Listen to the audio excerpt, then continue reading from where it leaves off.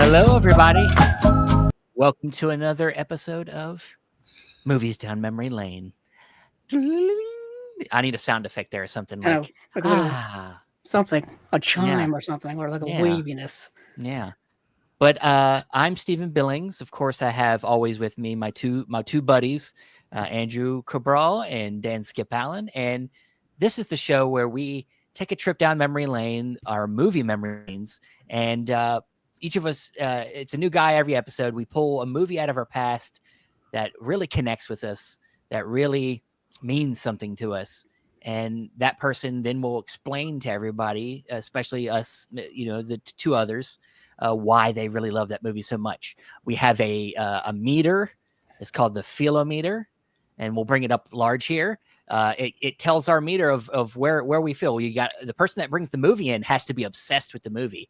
But then, we'll find out where the other two are at. There's good stuff. I respect it, and not for me. So yeah, that's the show. Just simple as that, just a guy. We just like to talk about movies we love here. So that's this show is a chance to do that. And this time around, it's Andrew's pick. It And is he indeed. chose 2001's A Knight's Tale. I did indeed. 2001. So everybody get back in your time machines to 24 years ago. A different time, a different place. Coincidentally, this movie came out pre 9/11. Came out in May of 2021. I was a ripe almost 14 years old. So put yourself in a teenage mindset, if you will. And yeah, this was a movie that I watched so many times. My first kind of interaction with it actually wasn't in the theater. It would have been at home, probably renting it on DVD. Because I think by that point it was that transitional period between DVDs and VHS tapes, standard definition to I guess still standard definition, but digital, you know what I mean? Analog to digital. And I think it was rented on DVD, if not VHS at the time, because I couldn't remember when I had gotten my first DVD player. If it was either Christmas of 2000 or 2001. Can't remember which one. Either way, I saw it, past the theater, and so it would have been about 3 months or so afterwards, so the fall time. And 14 years old, once again, you're in that teenage young kid mindset. You're not really looking at movies to assess quality. You're kind of looking at movies for like entertainment and things like that. And this movie was just absurdly entertaining to me at the time. Even to this day, rewatching it last night was like taking a trip back to that time.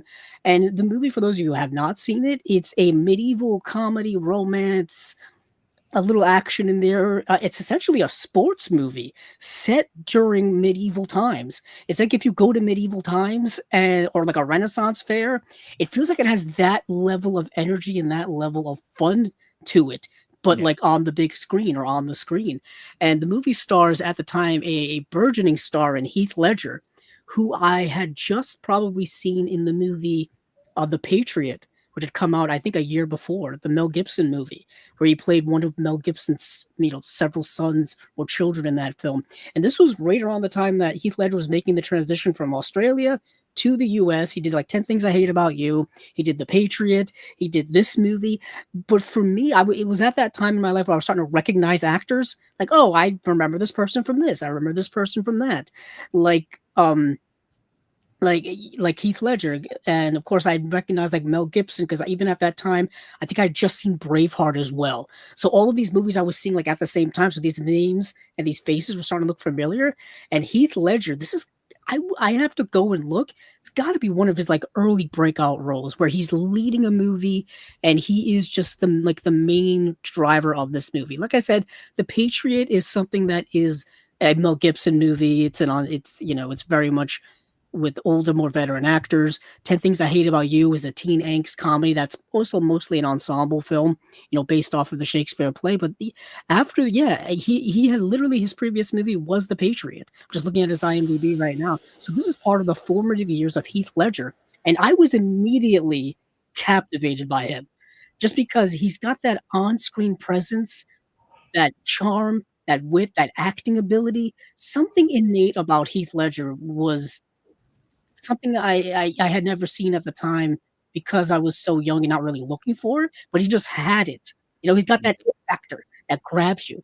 And this movie, I watched it so many times because then, of course, after it was on VHS, after it was on DVD, it would play on cable constantly, Yeah. especially as Heath Ledger got more and more, much more of a bigger star throughout the 2000s. And they would play this all the time. So I would watch it so much because it's such an easy viewing film. And there's something comforting about a movie that I find to be so easy to watch, something that's so relatable as well. This movie Okay. is relatable. You're gonna leave us some room to ask you questions. Yeah. You're just gonna spill your heart out all in the beginning. I wanted to gush first, and then have you guys get on. Well, we're not gonna. I don't know if we got movie. anything left to ask about. Yeah. You just literally tells your whole life story. Right. Yeah, I love the rags to riches story, the classic, underdog sports story, the classic underdog life story. Going from nothing to something. I haven't asked you anything yet, and you're still telling us. Yeah, everything you like but about I want to then have. Now I want to hand it off to you guys. Oh, thanks. Let me see if I can think of a question to ask. Now that you've said everything that you like about this movie. Yeah. Heath Ledger is obviously the star of this movie. Now I'll say, I guess if we're trying, because Dan brought this up last time, typically we wait till we're going to give our full feelometer. Let's try doing it the other way. Where I am with this movie is that I think this is good stuff. Like, I like this movie a lot. I'm somewhere between I respect it and good stuff. Because I like it, but to be honest, it's not one that I feel the need to go back to a lot. And this is why. Because honestly, the rest of the cast around Heath Ledger is what I like about the movie more than I like Heath Ledger. Yeah. In the movie. I think that if it wasn't for Paul Bettany and Alan Tudyk, them character actors, all them around him, I don't think it would have been nearly as funny as it was. Now, and then the other thing about it is this, as you said, it is a comedy as well. It's also a movie that's kind of like it's a satire. It's a movie that has music from modern day playing in a medieval setting. So it's kind of a satire movie, but it really doesn't give an explanation of why this movie it's okay for this movie to have modern music. I don't know. It's not like Maria Antoinette where they like really kind of make it work. It just feels like that they were like, it would be really cool if we played We Will Rock You in this movie. Maybe you can explain it to me why this movie... I understand exactly what you're saying. What also comes to mind is another movie that ironically I defend and really like a lot is The Great Gatsby movie, the one with Leonardo DiCaprio. Yeah, I don't like that movie either. Where they use modern music as like the soundtrack, as like, like they'll be driving along a highway, they'll have like the modern rap song playing or something. For me, it just felt incredibly atmospheric to utilize it, especially because it utilizes like a sports setting. Like they're at like a stadium and the people are like chanting "We will rock you" with stomping of the feet. Something you see in sports stadiums now. It just made the film. It made the film take itself less seriously, which I felt worked in its favor because it gives you that license to then do other things. It gives you the license to, at one point in the movie, the armorer puts the Nike sign on the armor that she makes. It's like, oh, that's kind of funny because, nowadays, like modern day armor would be probably made by a Nike or an Adidas or a Puma or Under Armour or whatever. Well, let's let Dan speak some. Like I said, I'm between respect it and good stuff. Where does Dan stand on this movie? What do you? Yeah, I'm with respect it. Look, I saw this movie so long ago. I didn't remember a whole lot about it besides Heath Ledger and like Paul Bettany and stuff like that. So I had to rewatch this movie. And Steven, you stole my thunder with the soundtrack. The soundtrack is obvious. Like it's cool. I like the songs. The soundtrack, "We Will Rock You" by Queen. There's a couple other songs in there too. "Low Rider" by War. Yeah. What do we got? Taking Care of Business by Bachman Turner Overdrive. The Boys Are Back by Thin The Boys Are Back. Lizzy. I remember it when they're going into at the end, when they're going into the big city, town, whatever you want to call it, like to have the finals of the sports, thing, yeah, they played Boys Are Back in Town. Yeah. And then the trailer, it's We Will Rock You. Another She Shook Me All Night Long. Yeah. She Shook Me All Night Long by ACT. The soundtrack really resonated with me, but I just want to go back to that moment where, yeah, We Will Rock You. The people in the crowd are singing. The prince or whoever was in the booth, they're singing We Will Rock You. Wait a minute. How did they even know what this song is? This song look, exist like back that's what then. I'm saying. This is based on a story by Geoffrey Chaucer. He wrote this story that they adapted into this movie. So, Brian Hagelin, what are you doing as a director? This doesn't make sense. Well, to me, that's what I kind of love about it, is that it's not a period piece drama that you would see from, like, if this was done in a more serious way, I don't think this movie would quite have the charm that it does. I think what the modern day songs utilize and what the modern day kind of sports movie structure does to it makes it kind of timeless, makes it less stuffy, doesn't really confine it into a box that I think like you would have to have with a period drama. You know what I mean? Yeah, that's what I was going to say, was that I think that the reason why it ultimately works, even though I find it a little like, I find the song choices to be really obvious, but like you're just picking like the greatest hits you could have picked for this movie. But it's like, because you're picking modern films, you're making the film, though it's about the past, seem like it could be today, because the story is a sports movie. It's a romance film. It's fairy tales are always readapted for modern times. Things like Cinderella, things like that. Like it's always love stories can be readapted to modern day all the time. And that's essentially what I think they're doing, bridging the gap with the music between now and then. Well, I think it's more of, I agree with you. I think they wanted to contextualize a medieval story for a modern audience, so young people would want to go see this movie, because otherwise it would be a stuffy period piece set in medieval times about jousting. It's like, do you think young people wants to see a movie about jousting? And yeah, the comedy aspects and stuff, like Alan Tudyk, Mark Addy, what's his name? Paul Bettany.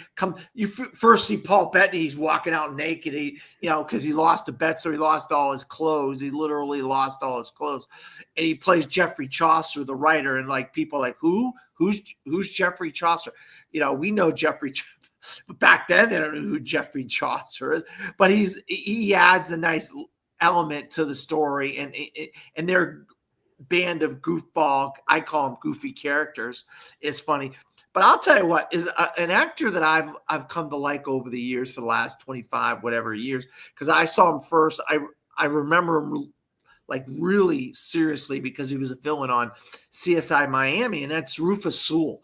I've been following this guy for years, and he has played more villains than I can count. He just has that like that resting bitch face. Like he's just so good at playing a villain. And I watched him on CSI Miami, and and when he plays like a detective on a PBS detective show, you're like, I don't see him as the good guy. I'm so used to seeing him as the bad guy, But I love Rufus Sewell as the bad guy here. And of course, he's dressed all in black. The bad guy's got the black knight, the black armor and stuff like that. And it really is a kind of by the numbers sports movie set in medieval times. And the thing is, we're saying all this stuff, and that's not like my only somewhat negative is more about like feeling like, I don't know that the movie, I don't know if I ever felt like the movie really had a proper identity. I don't know. It's like it didn't maybe sometimes take it too far enough. If it wanted to be a satire or spoof movie, it always felt like it was like underdoing it. except for like It walks that fine line. It walks that fine line between, like, are we satirizing kind of the jousting medieval Renaissance fair, or is this a love letter to it in a modern context, like Dan said? Yeah. And I was watching the movie, and this also kind of playing with the fairy tale side of it all. The romance that's in it is incredibly fairy tale esque. Like it's something you would read in like a poet, like poetry and stuff like that when they're exchanging letters back and forth. The two characters of William and Jocelyn, and they're writing each other back and forth, and you see them having these scenes of trying to figure out what to say back and forth. It's incredibly romantic in a hopeless romantic type of way, which has always captured me. I'm a bit of a hopeless romantic at heart, so those scenes were hit very much to home. As someone who has dabbled in romantic poetry writing, I'm like, this looks very, very similar to what I've done before. Well, you get the whole point, Andrew, is where William Chaucer's writing all this stuff to Jocelyn for him because he can't say what he wants to say. Yeah. Where have we seen that before? We've seen that before with Cyrano de Bergerac, and so it's just taking bits and pieces from so many different places, but I don't know if all that works, and I understand this is something that you love and you have a affinity for this movie. I think on the outside looking at this movie again recently, I just don't know if all these things are there things that work? Sure. Are there more things that don't work? I don't know. I mean, it's for me. I understand what you're saying. Yeah. Ultimately, what I'd like to do here though is get a little bit more deeper into why Andrew really truly loves this movie. Okay. To an obsessed level to see if it can change our mind. We got a kind of a good overview at the beginning, but I'd like to get deeper. Like you somewhat touched on like some of the themes of the themes that it covers. Like, so what really makes you feel like you're obsessed with this movie? Like on a thematic level, like what, because that's honestly, I feel like for most of us is where the obsession has to lie. It can't lie in just like, oh, it's so entertaining. Like, I think that we had, like, Dan said with High Noon, like I said, Skull Rock, there's always something that really connects us on a personal level that makes us obsessed with the film. So what is that for you? Yeah, so at the kind of like the sentimental core of the movie, there is this idea that, they say this quote many times, the idea that someone can change their stars in life. Someone can change from nothing to something. Specifically in the hardened case of, medieval Europe, where if you're born poor, you're probably going to stay poor. If you're born wealthy, that's kind of the only way you could be wealthy. The difference between royalty and the poor class, royalty and the working class was very staunch. Like you couldn't separate those things. You couldn't all of a sudden you couldn't all of a sudden go from non-royalty to royalty. That's why, like, this plays with historical fact and all that kind of stuff in the movie. But at the core of this, we get these flashback scenes of Will as a young kid with his father. We don't really know what happened to his mother. We can assume she probably died from some type of curable disease that would be cured today. We could assume so. Could have been a plague, could have been a cold. We don't really know. So you've got this young kid going from, a single parent who obviously doesn't have the ability to take care of him and has to give him up. And now he has to grow up without a family, without a father, having this surrogate family in these side characters. I find to be incredibly sentimental. Like, I feel like the Mark Addy character is such like a brother to Will. And you can feel that. And then that kind of relates into real life, how you can adopt people as your surrogate family members, how real life that can be, which I think was incredibly sentimental. And then, of course, spoiling the movie, there is a legitimate family reunion that goes on. And it's played in that general, sense of, that genuine sense of like plugging out your heartstrings as a viewer. But I feel like it works. It's so genuine and so lovely and plays into that hero's journey, that hero's fairy tale. It's tough to explain. I mean, because I've always had an inferiority complex. I've always felt less than. So movies that have, kind of traversed people who've gone from like nothingness and feeling like nothing. Going from literally the beginning of the movie where like they've got nothing. They don't even have anything to eat, no food, no nothing. Their night that they're going with dies to go all the way up to the brilliance and the top of something. It's a story that I've always kind of gravitated towards because in a way, I think we're all striving for that type of sense of accomplishment, that type of sense of changing one's lot in life. Yeah, and this movie I think does it so genuinely well. Like I said, going back to Heath Ledger being able to pull that off, and not for it to come off as cheesy and schmaltzy, if you will. I feel like it was, incredibly authentic. That's kind of where I'm getting at. I guess I'm trying to be like putting myself in the William character's place. Mm-hmm. I think if they call that a parasocial relationship with a character, I think that's the phrase people use nowadays.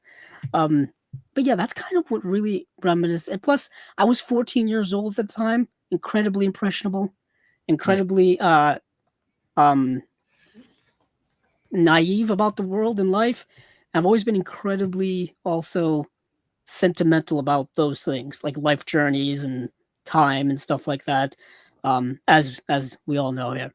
So yeah, I don't know. I always like this movie and these types of movies too. Yeah, you have a similar, at least with your first movies, similar to Dan, underdog stories or something that you are attracted to. Well, no, I mean this movie. No, I understand where you're coming from now, Andrew. That father son kind of story where he was trying to show his father that he could amount to something and he could be somebody, even though his father was blind. By the end of the movie, for whatever reason, they just chose to make his father blind at the end of the movie, near the end of the movie, so he couldn't really see what his son was doing. I thought that was kind of odd.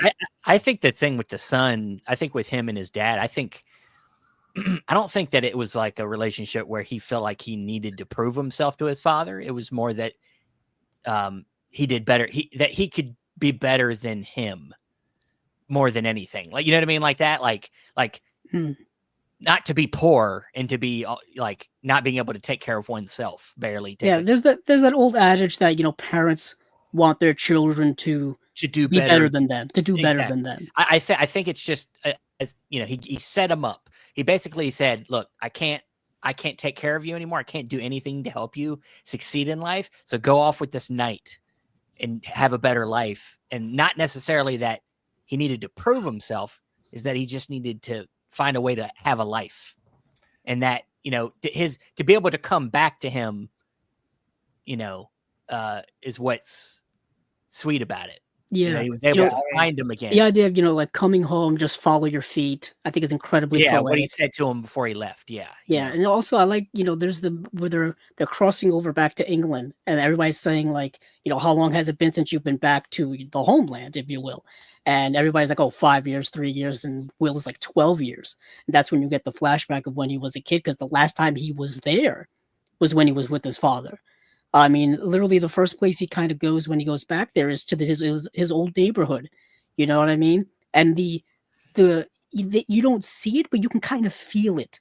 You know what I mean? With Heath Ledger, you could feel some things going on here that weren't really on the screen when he's slowly trotting on the horse through his old neighborhood, and it's raining, it's downtrodden, and it's gray and it's dark and it's bleak.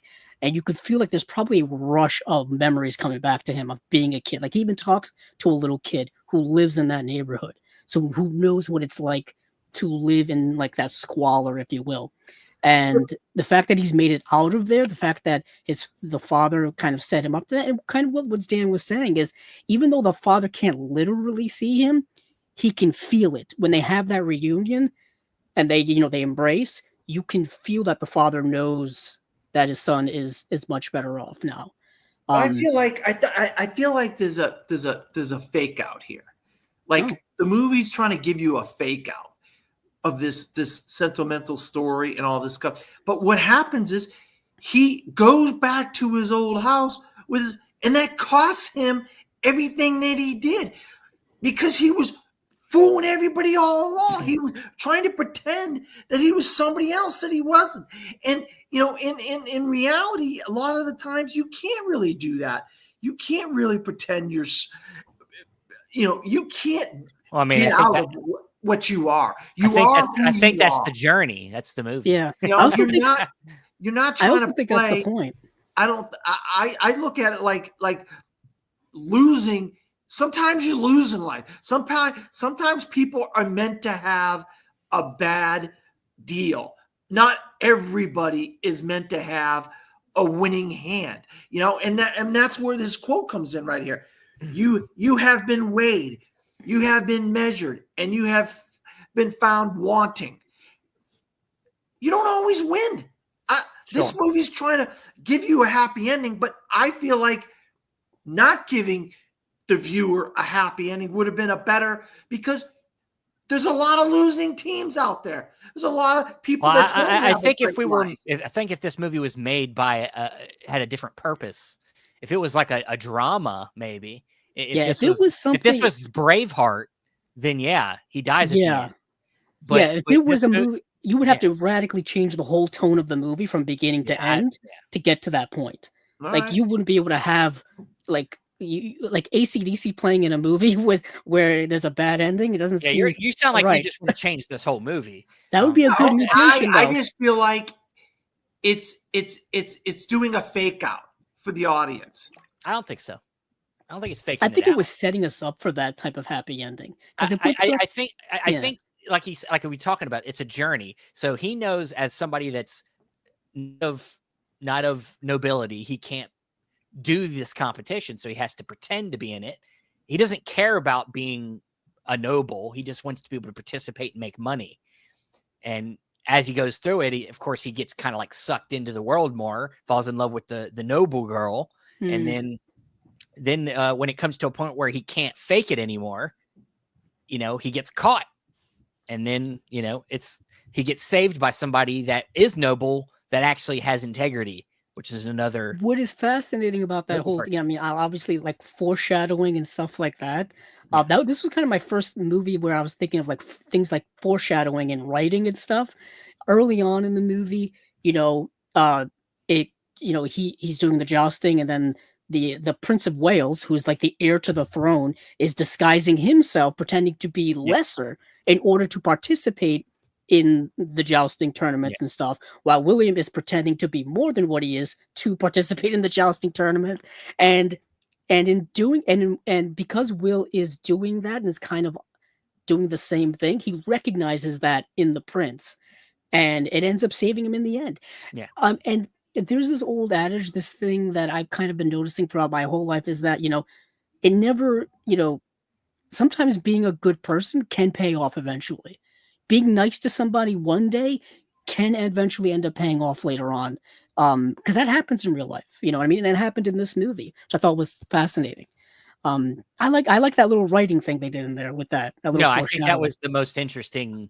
That was the most interesting situation that happened in the movie for me. The father stuff was sentimental and nice, and it added a little bit of weight.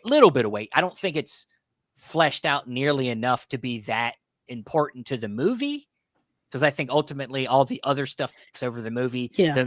The fun satire stuff, that stuff takes over most of the movie. I'll say Paul Bettany. This was my first real encounter with Paul Bettany. He's on fire in this movie. He is awesome. He's a scene stealer. Him and Alan Tudyk going back and forth is the best parts of the movie. Yeah, the for way me, he just he's like the best hype man I've ever seen in a movie. He is like the guy you want cheering you on for every little thing you do in life is Paul Bettany in this movie. And because he's an author, because he's like an intellectual on a literary level, he's just coming up with words and phrases that people have no idea what he's saying, but it sounds great because he can sell it. It's so good. And he's an example of the other side of society that he's being nice to. That Heath Ledger's showing mercy to. He did it with the person he knew as a prince, and then gave him, and then with Paul Bettany, he's a gambler. He keeps getting into gambling debt, and instead of just letting these guys kill him, basically, he decides to save them. And yeah, says, he shows mercy when typically like people of royalty do not. Like, they look down at people. That's another thing that this movie's kind of commenting on, is the difference in social classes during the medieval times, but even now you see the difference in social classes. There is a sense of, aristocratic people to look down at the people below them in the hierarchy of things. So this movie's playing on that level. Excuse me again. My biggest thing was just the clashes with the necessity to have all the spoofy stuff. I think it's fun, but I don't know that the balance is there with all the actual other stuff it tried to do in the film. I think it, like you said, it walks a fine line. I think it might walk the line a little bit in the wrong direction sometimes, but it is a fun watch. It's still a fun movie. Dan hates this movie. I can tell. He just No, I don't hate this movie. No, I don't hate this movie. I definitely don't hate he this wants movie. to change the movie. Yeah, where are you? Where are you on the philometer? I respect this movie. I just don't feel like it's giving people the proper message. I think that it's faking people out. I'll stand here and I'll be serious about this. This is a sports movie that's doing a fake out. It's making someone see the audience think that this guy's an underdog. He's got these problems and this and that, and he's overcoming these odds and all this. But what it should be telling is, hey, sometimes good things don't happen to people. You lose in life, and you have been dealt a bad hand in life, and that's how life is, and that's truly what life is all about. This movie's trying to fake that by having this happy ending. He ends up with the girl, and he gets released and turned into a knight by the prince and all this stuff. Look, I like James Purefoy too. I thought he was great in it, in a little role. I just, the music, the soundtrack to me was the best part of the movie. And that was kind of like goofy, because why are those people singing "We Will Rock You"? I mean, I think that stuff's fun. It's just, I think my only issues with the movie really is just, about the balance between trying to tell a sincere story and trying to tell a farce. Is like sometimes, because there are huge swings. It's of huge tone. things. Yeah. Like you will go from a scene of like jousting and like music montage to like an intimate romantic scene between Heath Ledger and Shannon Souseman. I couldn't remember the actress's name, but you'll go through like massive swings. Like it'll be kind of like tonal whiplash, if you will. And it's not that the scenes are bad. They're just they're just juxtaposed to one another. Yeah. It's one of them things where like I'm interested by the film more than I'm obsessed with it. That's why I can't go to obsessed. Like I'm more fascinated by how this film turned out as good as it did. Like a lot of it is because the cast really carries. Yeah, the cast really carries. That's why I said like the cast around Heath Ledger really carries the movie. If they didn't pull off the comedy the way they did, I don't think this movie would have worked at all. Yeah, it was it's kind of a happy accident. Was a good villain. Rufus Sewell was a really good villain. Underrated, like you were saying, Dan, earlier, underrated kind of career character actor who, like also Steven said, he's got that evil presence down pat. Like he looks like an evil guy. Probably a nice guy in real life, but certain guys that just play good villains, and Rufus Sewell is just one of them guys that plays a great villain.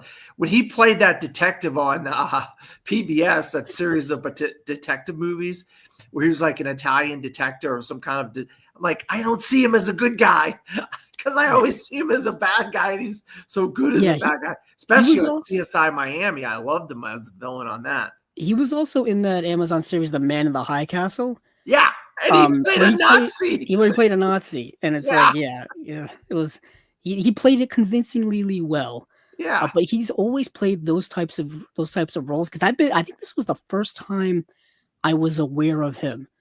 Was probably in this movie, and then I kept seeing him pop up in things after that.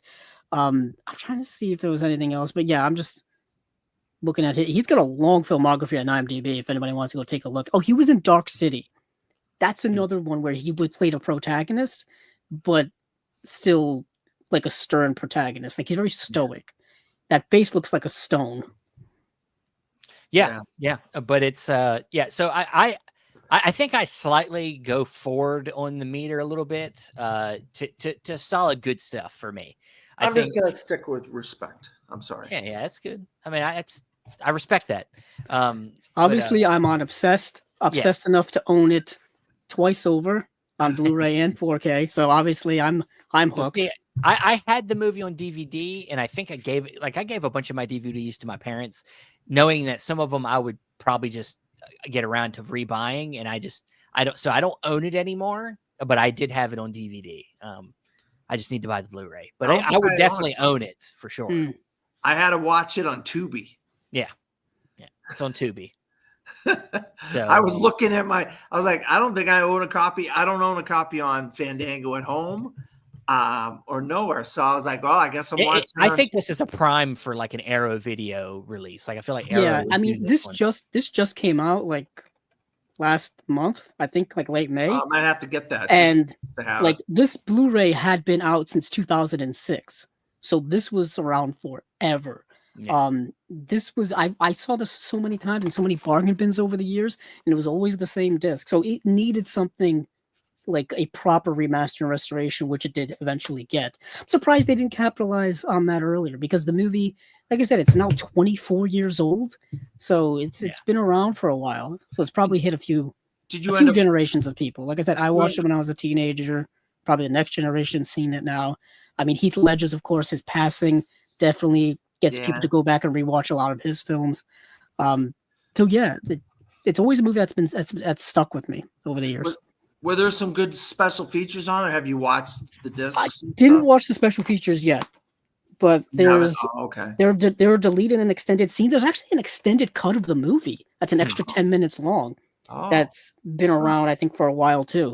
So yeah, I'm curious what scenes they added in that would have like fleshed it out even more.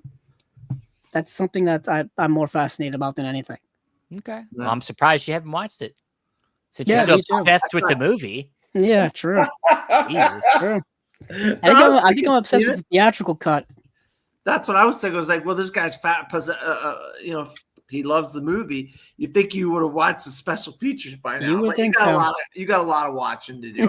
We know you got a lot of watching to do. So, it was fun to revisit it for me. It'd been a minute. My wife likes the movie a lot too, so I know I've caught her a couple times over the years, like watching this late at night before I go to bed.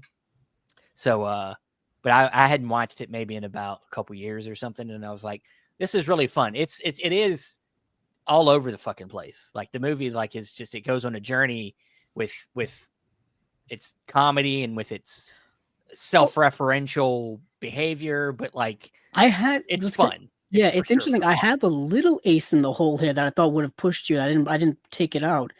Brian Helgeland wrote the screenplay for LA Confidential. Yeah, it's cool and everything, but yeah, but he's been really. He's more of a writer than he's one of the most hit and miss screenwriters, directors. If you look at his filmography, he doesn't have a lot of big hits on his.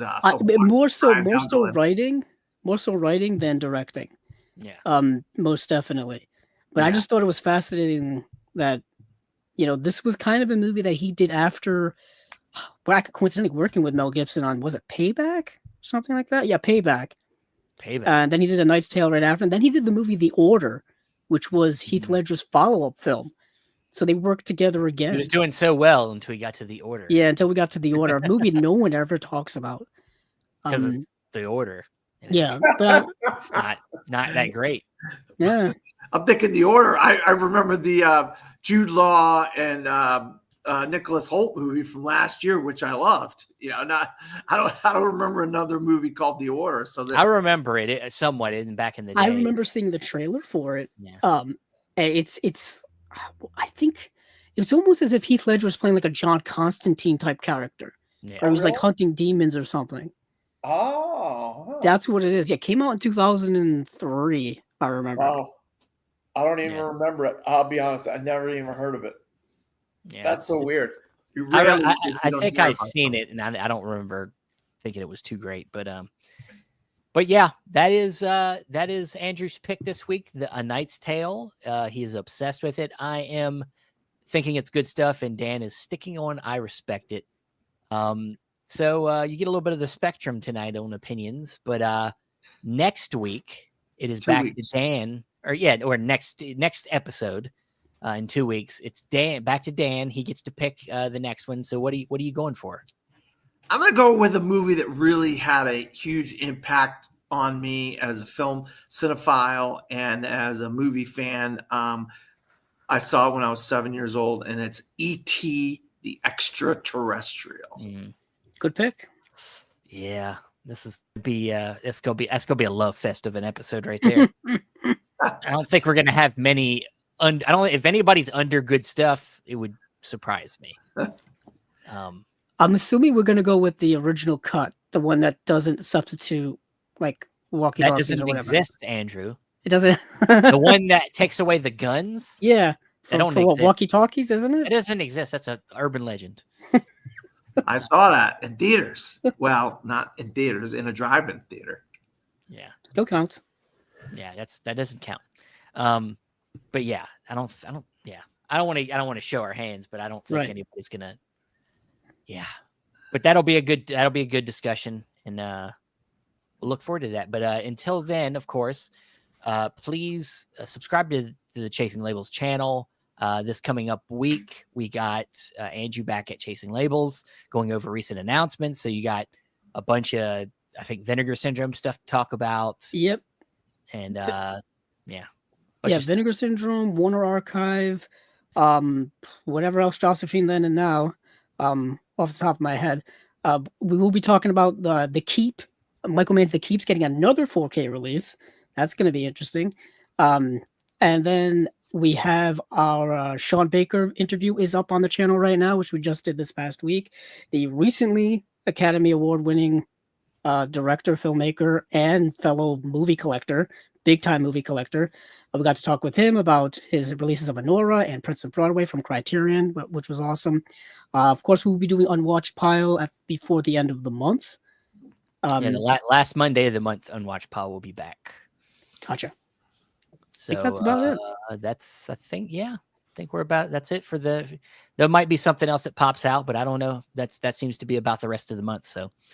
But thank everybody for joining us down this memory lane. And hey,